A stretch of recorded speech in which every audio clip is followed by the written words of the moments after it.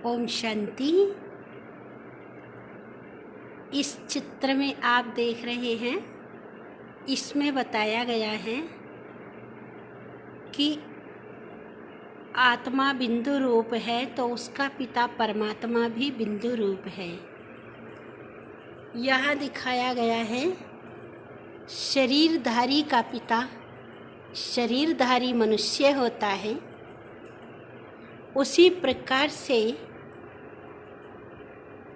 आत्मा बिंदु रूप है तो उसका पिता परमात्मा भी बिंदु रूप है। तो जैसा पिता वैसा पुत्र और जैसा पुत्र वैसा पिता।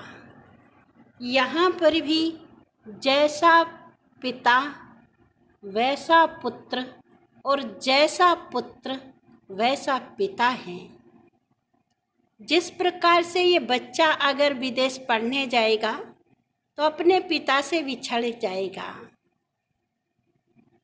तभी वहाँ जा सकता है, क्योंकि पिताजी देश में है और बच्चा विदेश जा रहा है। उसी प्रकार से जब आत्मा परम धाम से आती है तो अपने पिता परम पिता परमात्मा से बिछड़ के धरती पर आती है, और धरती पर आकर के आत्मा इस संसार में ये 5 तत्वों का शरीर लेती है, और 5 तत्वों का शरीर लेकर मस्तक भ्रकुटी के बीच में बैठकर इस संसार में बच्चे से युवा अधेड़ वृद्ध होते हैं। उस बीच में जो लाइफ होती है तो उसके मन के अंदर जो मनोविकारों की उत्पत्ति होती है तो ये देह के भान से होती है कि किसी का शरीर स्त्री का है, किसी का पुरुष का, किसी का बच्चे का, किसी का काला गोरा मोटा पतला। तो ये सब शरीर के दिखाई देने से ही उत्पत्ति होती है। शरीर देखा तो विकार जागृत होते हैं।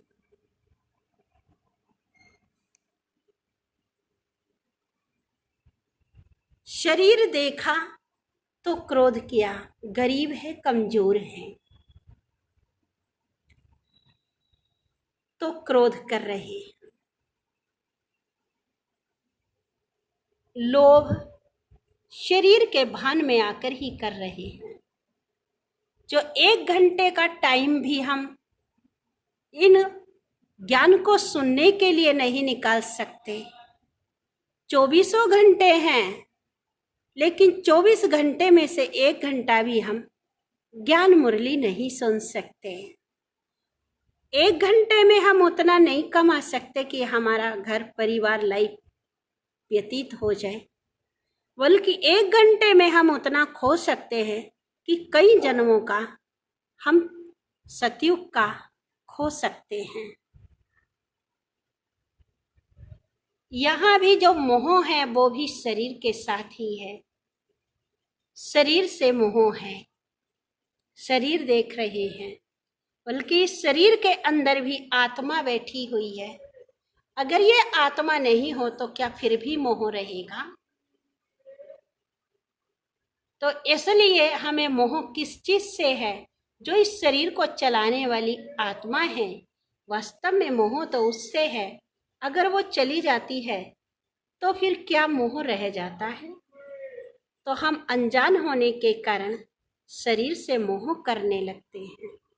अहंकार है, ये पद पोजीशन इस जन्म में है या इस समय है, कोई आवश्यक नहीं कि ये आगे को भी रहेगी। लेकिन जितनों के साथ इस पद पोजीशन पर बैठकर दुर्व्यवहार किया है वो कर्म जरूर हमारे साथ जाएगा, और उसी आधार पर हमारा समाज के बीच में राजा ना होने के बाद व्यवहार होगा।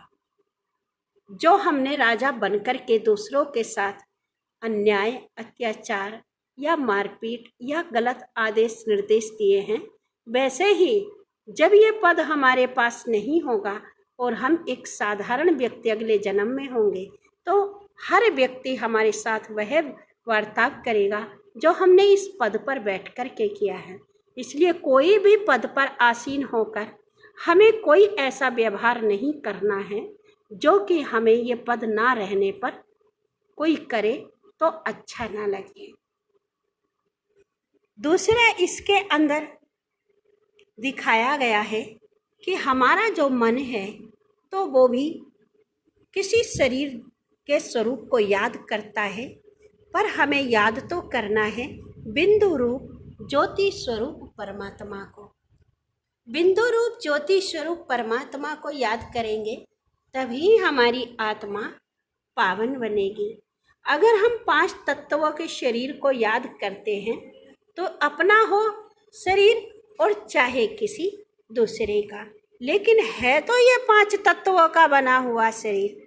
इसलिए 5 तत्वों को याद करना, इस शरीर को याद करना माना 5 तत्वों को याद करना।